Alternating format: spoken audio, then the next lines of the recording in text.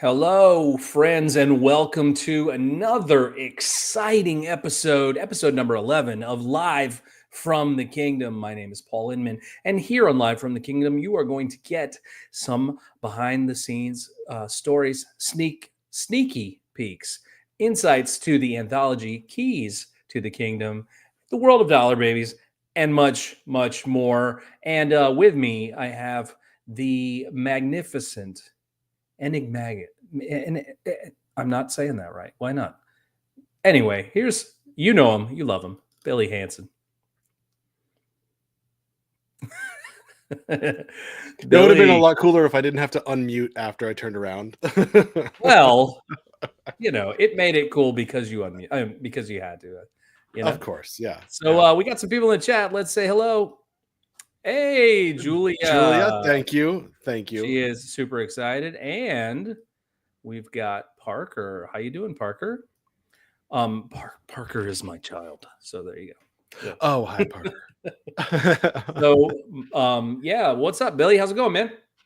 It's going well. It's been a nice week. I've been looking forward to this today. We got a lot to talk about, and I have put a little Easter egg in here in my image somewhere. Yeah, in your frame there, huh? For a reveal later, very soon. later, like really in the next few minutes, like pretty soon, yeah. So I want to tell you a story, Billy. Before we get into that, today is the longest day of my life. I think. So you're on the West Coast. Spoiler for people, I'm on the East Coast. Also, spoiler. And I have been up since about 3:30, 3:45 this morning, and it is now 8:05 here on the East Coast, and I'm tired. My wife was flying out this morning. We had to get there so early. Like, who buys tickets for 6 a.m. or 5:50 or whatever the flight was? She does. So there you go. So I am tired, but I'm here, and I'm ready to rock and roll. Not only that, I'm very glad you're here. I'm so tired that that I messed up my own story here. Like, right? Today is also I am a teacher in my day job. Today is also graduation day, so I came right from the graduation, right here to my room here, and was like, "Okay, Billy, I'm here." Literally just a few minutes ago. So I was happy that we're not starting late. Yeah, right on time. Yeah, I know. My daughter's hoping to get a copy of the signed book. I don't know a guy. So. Yeah, you got to have sort of an insider for that kind of thing. Yeah, exactly. And it is dedication. You're right. It's so much dedication that I am just going to move on. Let's just move on, Billy. Let's do it. You're very impressive. I am being impressive right now, and I'm doing things that I shouldn't do yet. Anyway, so I do want to talk about the campaign for just a moment, if I can figure out how to do it. There we go. So on the screen, we should see the campaign page. Yeah. So we are coming to the end here, Billy, relatively soon. How many days left do we have? 19 days left. 19. It was 20 before we started, but I think because we started, we went over, yeah, in the show, so it rolled over to 19. So 19 days left, which, if you know, and I'll just leave it at that, right? Yeah. So we still need a few pre-orders, and of course, all pre-orders are helpful and welcome, because I don't know if I've ever mentioned this, Billy, but maybe I did. I just don't remember. InkShares has been known to pick up books, regardless of if they hit the pre-order threshold. So the more pre-orders that you have, the better, probably, I'm assuming that it is. But this doesn't necessarily mean that we are, counting ourselves out. And yes, Julia, all things serve the beam. And 19, yes, she knows. She's in the know. Yeah. And let me zoom this back out. There we go. If you want to, of course, you can come here and you can watch any of the previously on. If you click this YouTube one right here, that's actually a link to a playlist, and you can I think they're actually calling them podcasts now on YouTube. So you can go and you can listen to, watch, or whatever, do whatever on the show. Now, before we were having problems with the uploading the new story, and we are still having those problems. I am being assured that someone is at least working on it. So, so that's good. But hey, tell your friends. You got friends who like independent writers and independent horror, or if you like Stephen King, fans of Stephen King, or creepy stuff, check us out. Yeah, I mean, I would say we're getting into the crunch time now. We're in the last final push of the campaign, so this is where we say, hey, jump on this before this campaign ends. That's right. Jump on it. Be part of this. Like, let's go on this journey together. And like Paul was saying, Inkshares has been known to snatch up projects that haven't hit that full threshold. They know a good idea when they see it, basically. Exactly. So that's anything at this point will really help shine a light on this project, on these awesome stories that we're putting out, and really get some notoriety for the book. Yeah, for sure. Let's check in the chat real quick before we talk about this week's story. Oh, Bolin. What's up? Welcome. And sorry that you're late. Well, we'll forgive you this time. We've been waiting for you. Yes, we have been waiting. We didn't actually do anything of, anything noteworthy yet. We've been sitting in silence. Exactly.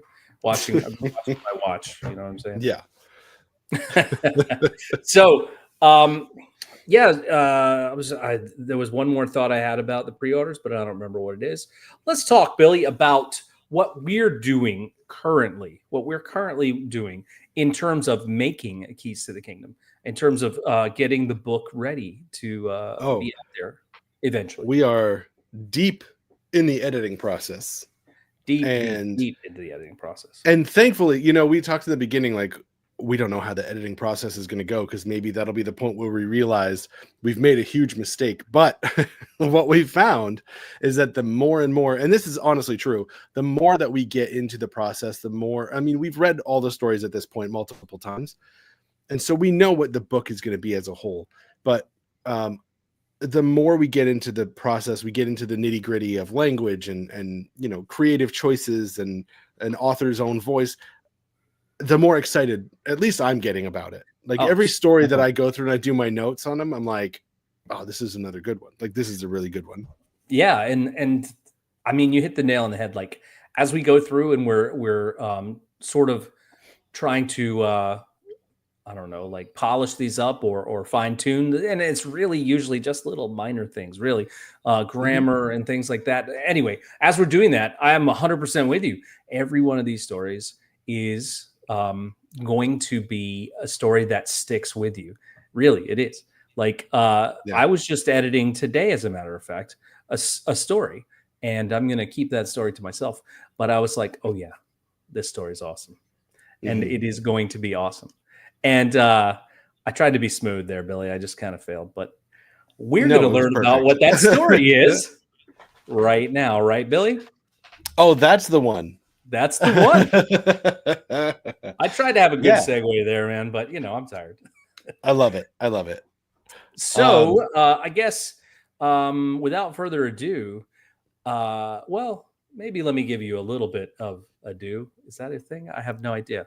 Why am I editing? I don't know. So anyway, let me give you a little backstory here. As we mentioned before, previously, 19 is an important number in the King universe.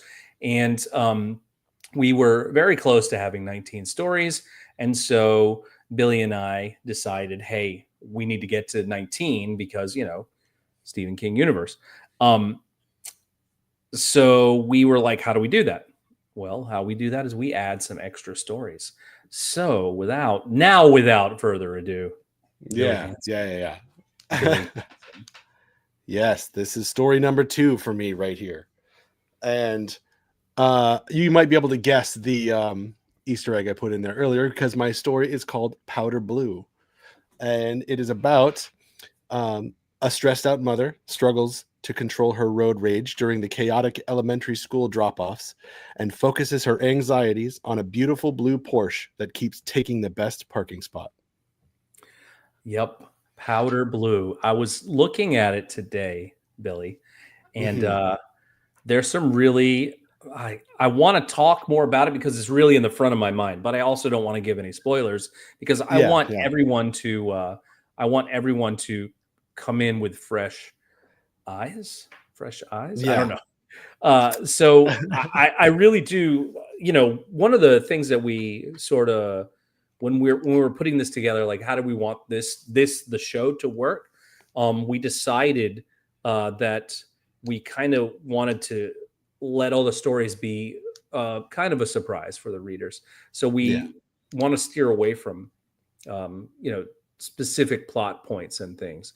But Billy's story, I'm going to bring it back up, Billy. So Billy's story, Powder Blue, here is part of this great eclectic mix of stories that we have from these writers. You know, so far, and I did not prep this, Billy, and that was my fault. That was dumb of me. But so far, we have put out many log lines for these stories, and they're all just so vastly different, which is what really makes this book great, the diversity in the storytelling. And you know, when you're picking up a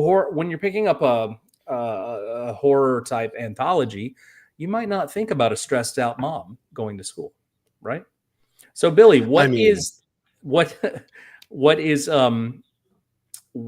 the inspiration? Like, give us some of the background that brought you into this tale.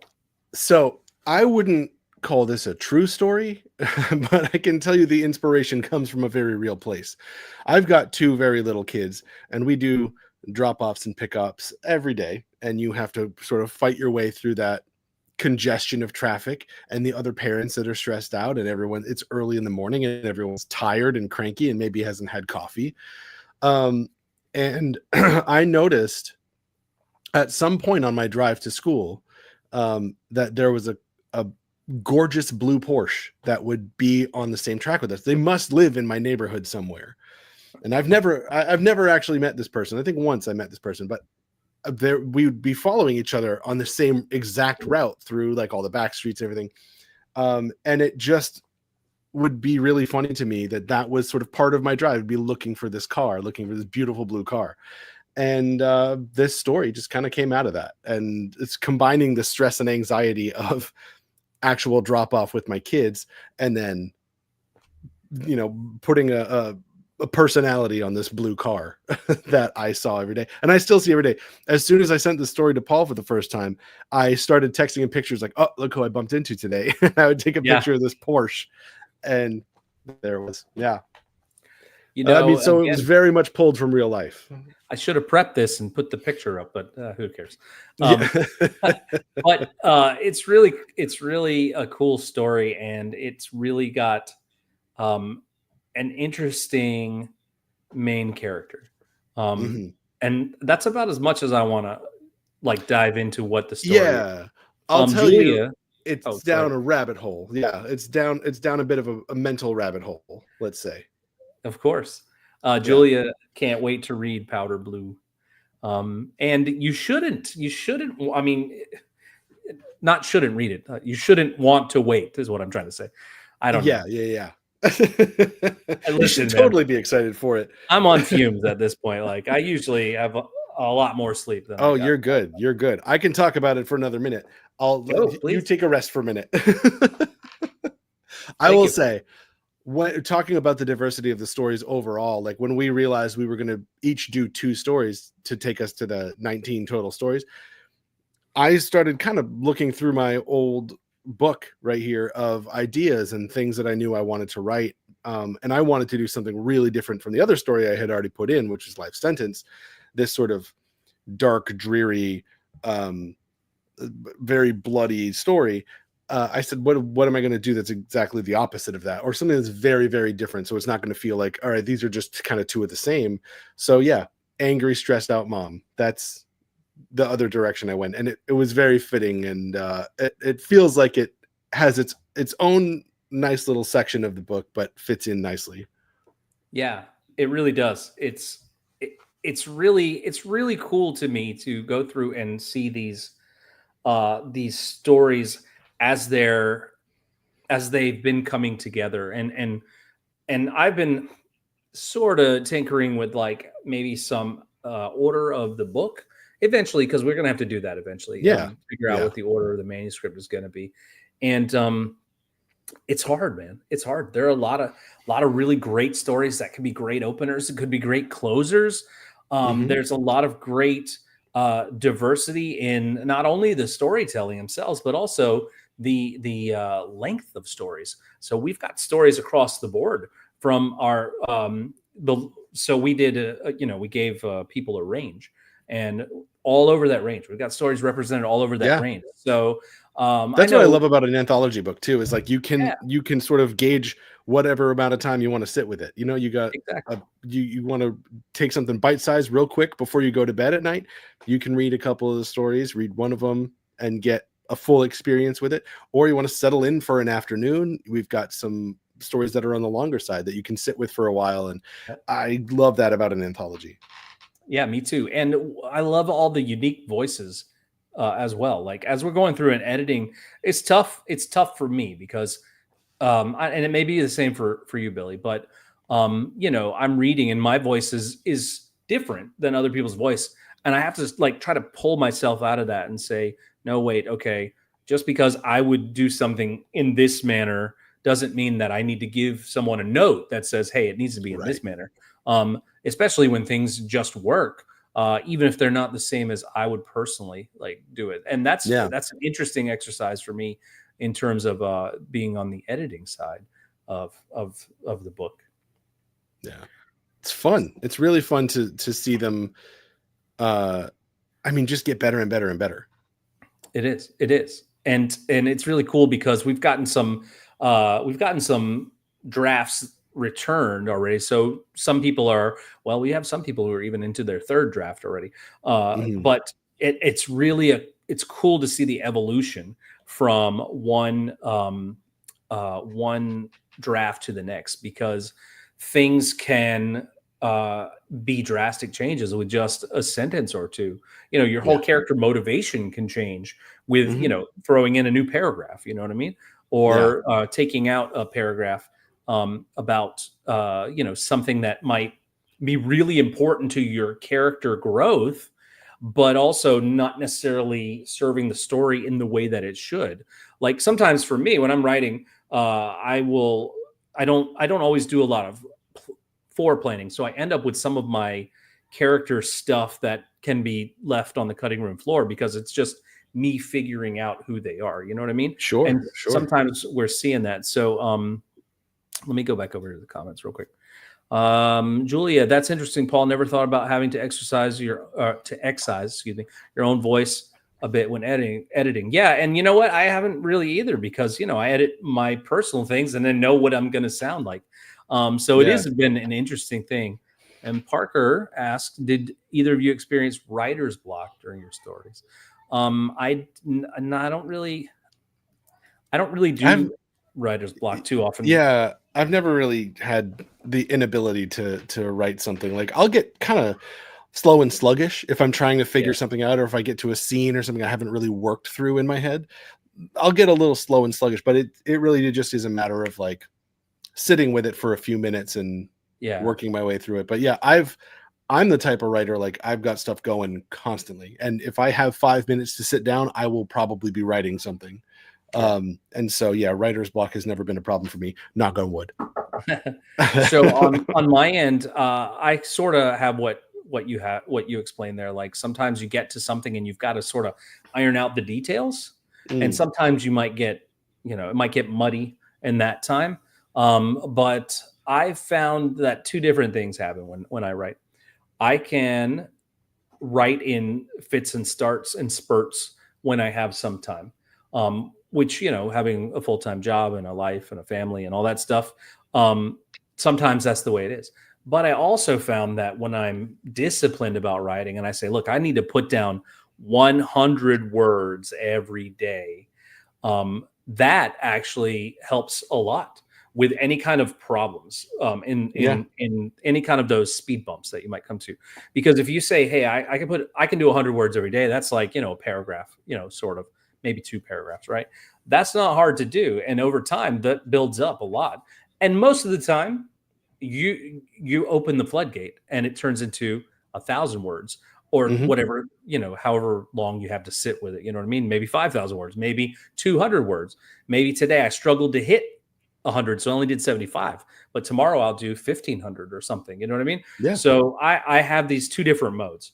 I really like that mode because I get more done, but I find that it's harder to peel out the time in life. You know what I mean? So I'll tell you, the other night, my little one woke me up in the middle of the night, like 3 a.m, and I just couldn't get back to sleep after I put him back. So I just sat down. I said, let me just try to work through this thing. I wrote like 2,000 words and just knocked out a bunch of this story I've been trying to work on. And it was awesome. And I find that I'll get in these, if I have the time and I can sit down and sort of tap the vein, so to speak, it just kind of, it can flow. Yeah, for sure. But that's why I also really love the editing process, because everyone's got the vomit draft. You just sort of have to get it out draft. Yeah. But that's why I think I got good at doing that, at just sitting down and sort of throwing words on the page, whatever comes out, because you're always going to fix it. You're going to go through it and edit it. You're going to get it right. It's really tough to get it down first. Even if you just throw most of it away, you've worked through something and you're going to get through it. So yeah, that's why I've never really had much of a problem with writer's block, because I can get words from here to there, regardless of whether they're the right words or not. I would say I'm a little bit more the opposite, because especially when I first started really writing a lot, I was like, it has to be right. So I would be like scrutinizing over sentences and, not make a lot of progress. Now I'm somewhere in the middle, Yeah. I have to shout out to my daughter, because she is not wrong here. Absolutely great ideas. I mean, my little one is 22. So, she's not that little anymore. Although I did change her diapers. Never forget that. Yeah. Never forget. So, my little one is 4. And I have 4 and 7 are my kids right now. So they don't like my ideas yet, but they will. They will, I'm sure. Thanks, Julia. Yeah. She is the best. And my daughter says, ooh, no, in all seriousness, I appreciate you. And thank you for thinking that of me, because most of my ideas are not great. They have to be made into being great. And then about half the ideas you never even heard of, because they're not great. Yeah, they die before they get there. Yeah. Yeah, they die. Yeah. I'm still working on that, I don't know, Winnie the Pooh fan fiction. No, not really. I'm just kidding. There you go. Yeah, no one will ever read this book because it's all full of terrible ideas. But your idea book? Yeah, the leather book back there. Yeah, no one will ever look at that, because it's full of just the first thought, like, hey, this would be cool. And then I think about it for a few minutes and I go, oh no, that's an absolutely terrible idea. Nothing's going to happen with that. But you wrote it down. And then when you revisit it in a couple of years, you're gonna be like, actually, Yeah. This is true. The idea for Life Sentence was written in there before the idea for most of the stories in my second book. So it's like one of the old ideas that I've had. So Life Sentence has been around for a while. And I just haven't had a chance to do it. For those that don't remember, I did pull this up. So let me see if we can do this. Oh, nice. Is on a, oh no, it isn't. There we go. So I did post all of these to the Facebook page. Wait, hold on. I can do this. I know where you're going. Yep. Perfect. There it is. If you want to follow us, I did post all of the ones that we had. So Life Sentence is Billy's other story, and it is 2 prison guards are assigned to oversee a top secret inmate in an isolated cell, but their resolve is tested when they discover the prisoner was arrested centuries ago and simply will not die. So that's Life Sentence. And while we're here, Billy, let's just roll through all of the ones just to remind everybody out there what we've got. We talked about this one a couple weeks ago. Or last week. I can't remember when it was. Another great story. Yeah, Stonewall Road, that I wrote and I'm contributing. And last week we had Steven on, and The One That Haunts You. Yeah. It's a great story, and excited to share all these with you. And then we've got Bolin, who is in the is watching the stream. Rosalind Lake and Mondo Copy, great story there too. Love that one. Wendy. So Wendy, I was editing pretty recently, and it's really fun. That's a fun one too. That is a really good one. Twists and turns.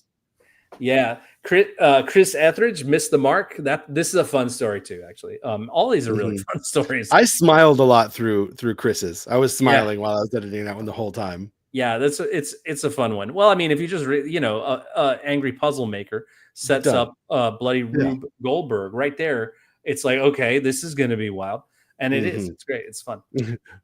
Terminal Degree is actually, I was working on that one recently too, and this is a fantastic story too. There's a lot of fun Easter eggs in this one, actually. Yes. And then the very first one I accidentally mentioned on one of our first shows, the other one I'm writing, Red Eye. And then, of course, Julia, the Lime Acid Lovers, which takes the gold medal for coolest title. I do think, I think that might win. I mean, hands down, it's really cool. And then, of course, we've got Hope's Howl by James Cox, which I just finished editing that one, and it's great. Yeah, you did. You just finished today or yesterday, actually. Yesterday, last night. Yeah, and we've got Sean's This Is Hell. And I think that brings us back to the beginning there. Yeah. So those are all the ones that we have talked about on the show and that have been sort of put out in the public eye. And yeah, so there is a lot of great stories in this, which brings me back to Billy's story. Let's do it one more time. Yeah. All right. Yeah. Powder Blue. A stressed out mother struggles to control her road rage during the chaotic elementary school drop-offs and focuses her anxieties on a beautiful blue Porsche that keeps taking the best parking spot. Listen, if you've done elementary school drop-offs, you know how stressful that is. Yeah. And if there's someone that's taking those spots, if you focus your energy on that one person, and I'm checking the comments real quick. That is the coolest title. And then Julia, oh my God, gold medal. I'm flattered. You're welcome. I mean, you should be flattered. I mean, it's great. I mean, not you should be flattered, but you should be excited because it is a cool title. I don't know. I'm trying to read and talk. So my daughter says, can't wait to read both the stories. Oh, they're good. My daughter understands. My daughter understands as a former elementary school student. It's its own unique kind of hell, that elementary school drop off. It is. It's been a while since I've done it. Yeah, another true story. They had to hire police to park out front of my son's school because there was so much craziness going on. Like flipping U-turns this is also in the middle of Hollywood, by the way, so it's very congested already. But 8 a.m. every weekday, it's chaos. Don't be there. Yeah, don't be there. But you know what? If you want to see pictures from Billy's chaotic elementary drop-offs, you can follow him, Attaboy Billy, on the socials, or you can follow me at Paul Inman SC. And I already showed this. Oh, I'm never going to find it now. There we go. Facebook.com/Keys to the Kingdom 2025. You can follow us there. You can go back and read those log lines that I did not read out loud if you missed them. You can also go to, and I don't have a graphic for this, but if you go to Where You From Pictures, you can watch all of these. There's an entire playlist. I'll get a link and a graphic for maybe next week or whatever. Yeah. So speaking of next week, Billy, we're going to try this again. We're going to try to have Jackie on again. Jackie's very busy. And unfortunately, she couldn't be with us tonight because she has a day job like many of us. And she had to do some traveling for her day job. And it's all good stuff. And it's all great things that she's doing. She just couldn't be here with us. So we've rescheduled. We're going to try to get Jackie on next week. As long as everything works out, we'll have Jackie here with us to talk about her story for the anthology. Another very exciting one to talk about. Yes, for sure. So, Billy, anything else before we get out of here that you want to say to the people? So. I don't think so. I do feel like people are getting a pretty good idea of what this book is going to be like now, because we've got what this 13 stories with our 2 stories, and Yeah. I hope people are as excited as we are, because it is a very, very cool collection of stories. And Jackie being busy with her job, I mean, one of the things I like most about this team that we've assembled here is that these are all people who are doing these jobs in the world of storytelling, whether it's movies, TV, books, everything. So like, these Yeah. are all people who are telling stories for a living, Yeah. and that's one of the things that I'm really excited about this book for. Yeah. Jackie's on a shoot. That's actually why she couldn't be here. So, Yeah, um, yeah, but one more time before we get out of here, just because I think we need to say it. Hey, get a book, get a couple books, talk some friends into getting some books, because yeah, just because we only have 19 days and we haven't hit yeah. 750, that does not mean that the book is down and out, because no matter what, this book is going to be out there at some point. But maybe Inkshares will decide to you know give Scoop us us a, up. yeah, like roll the dice with us. You know what I mean? Yeah. So keep those pre-orders coming. And for Billy Hanson, my name is Paul Inman, and it has been and always is a pleasure. And we will see you next time on Live from the Kingdom. See you guys.